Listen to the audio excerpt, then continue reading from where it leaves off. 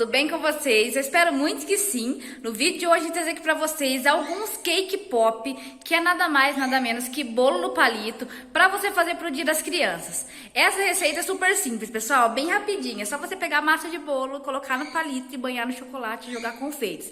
E fica uma gracinha, fica bem colorido se você usar granulados diferentes, que nem eu aqui. E também, pessoal, a criançada ama. Eu tenho certeza que vai fazer muito sucesso. E é bem prático, bem rápido de fazer pra você fazer aí de última hora. Já curte, comenta pra mim o que você achou dessa receita, compartilhe em suas redes sociais e vem comigo. Eu tenho aproximadamente 2 fatias grandes de bolo de chocolate.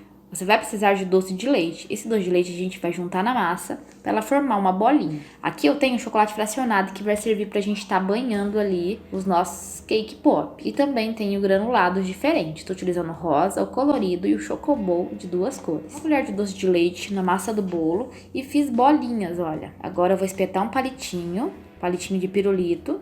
Eu sempre gosto, pessoal, de pegar e molhar o palitinho no chocolate fracionado para ele ficar fixo ali, olha. Então eu marco o buraquinho e pego e molho de chocolate fracionado, o cabinho do pirulito, e agora eu coloco ali dentro do buraquinho que eu fiz e deixo secar. Secou, ficou assim, olha, fiz assim com todos que eu tinha aqui.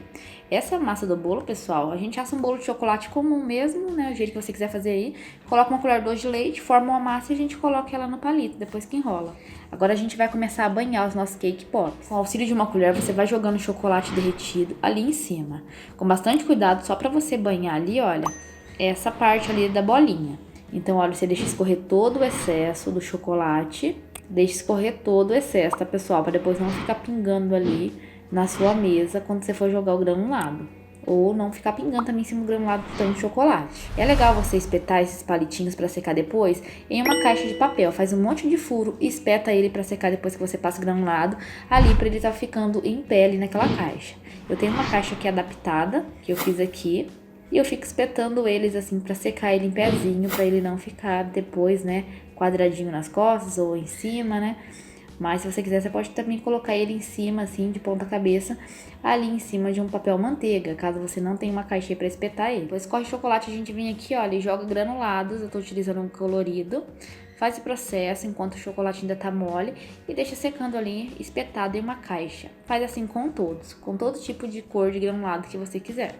Aí depois que secar todos e eu fizer assim com todos, eu vim aqui mostrar o resultado pra vocês.